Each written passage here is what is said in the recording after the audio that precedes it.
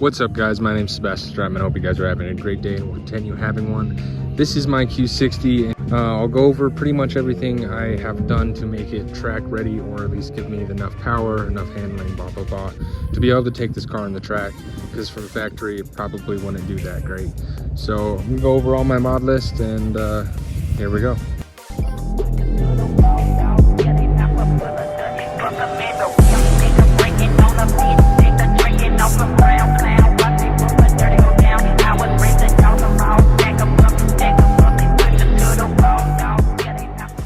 The very first thing I did started in the engine bay. Pretty much everything performance wise I did first. Anything cosmetic was last. So the first thing I got was the Z1 oil catch can. I have to empty it out probably, I guess it's different now that I don't drive it very much, but when I dailied it, it was probably every 4 or 5 months. If you ever do an engine cleaner, definitely check that after because it will be full. The second thing I got is not VR30 specific, but it's very important once you start clowning around a little too much. I got a Uniden radar detector. It's an R4. Yes, I know I need to wire it up to the mirror there, but I haven't yet. But yep, Uniden R4. The next thing I did was a chrome delete. I did these side pillars here, as well as the front grille. Both just wrapped. That is also wrapped. On my other car it was painted, but we had decided to wrap these handles. At the same time I did get the carbon fiber mirror caps, as well as the carbon fiber vents right there. As for the emblems back here, I did leave the Infiniti emblem, but that's all that's left. All the other badges are gone. So originally I did have the carbon fiber overlay for the grille. If you do go back into some videos, but that shit sucked, so I decided to just have it wrapped. But technically that was wrapped after, which leads us to the next thing. I did send this out twice technically for a paint correction and ceramic coating. Second time was the charm. That was a long story. If you guys want to hear that, happy to make a video about it. But I got it ceramic coated. So right now this is just after a wash. I did like spruce it up a little bit, but this is no wax, no nothing. This is a 10-year graphene coating that I put on the car, and it shines in the sun and it looks mean at night. I have no idea which number I'm on now, but we also have AMS lower downpipes, which are going to be way down there. I do technically have fulls that I'm getting off of a friend, but I have a few more things I want to do before I decide to retune it. That's why I also focused on suspension, because the next performance stage is going to be an expensive stage. No way you're going to see it from underneath the car, it's a little too low.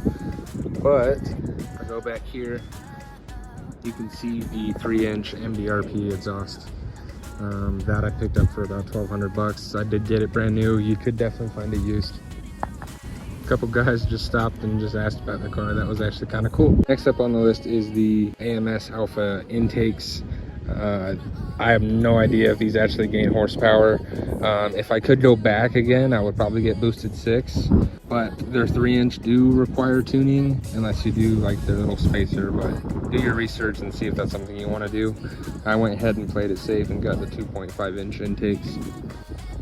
The next mod is also inside. I did get ECUTEK tuned by Sonic.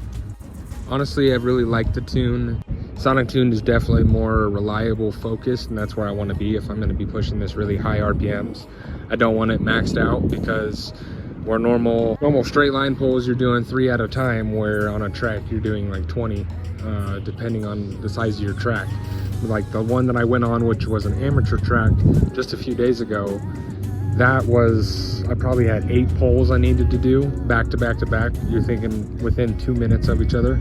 That's a lot of stress for the car. So if you're doing a reliable build, definitely go with Sonic Tune.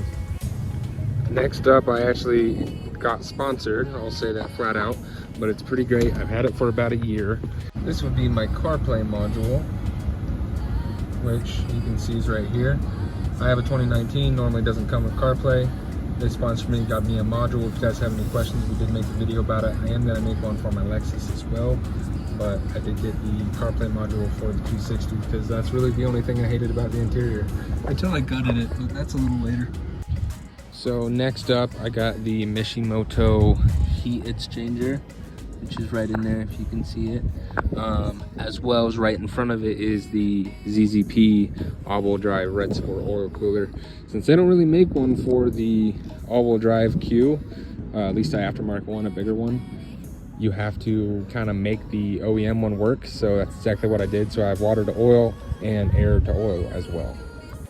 Should have just started with interior and then went outside, but back to the interior.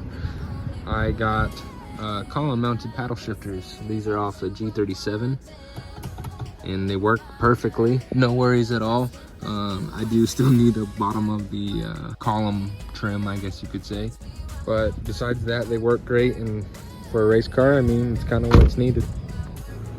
Next up is my Z1 4-pot brake calipers, front and rear, as well as drilled and slatted rotors and Hawk 5.02 pads.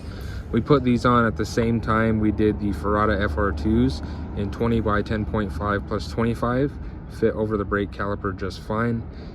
Wrapped in Goodyear Eagle Supercar F or C3s is what they're called. But a lot going on in the suspension up here. Let's keep going further. If you look up, you'll see SPC front adjustable control arms, and those would be the uppers. So I have every adjustment I could need in the front. They are pretty beefy. I did make a video on that if you guys want to see that as well.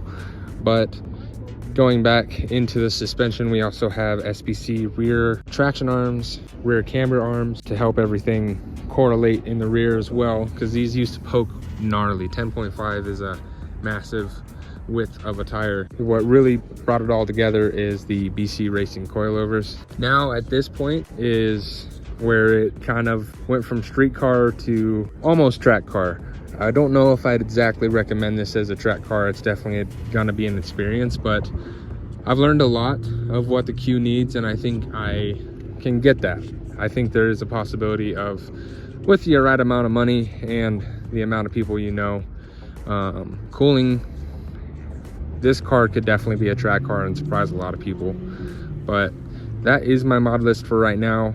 I absolutely love it. It is completely different from when it was stock. Everything that I did probably ran about 15 to 16 grand if you want to know, and it definitely turned it into a beast. I love driving this car. My wife likes it. Her little brother likes it. It's definitely a fun car. But that is the mod list, guys. I hope you guys have a great day, and we'll continue having one. Peace.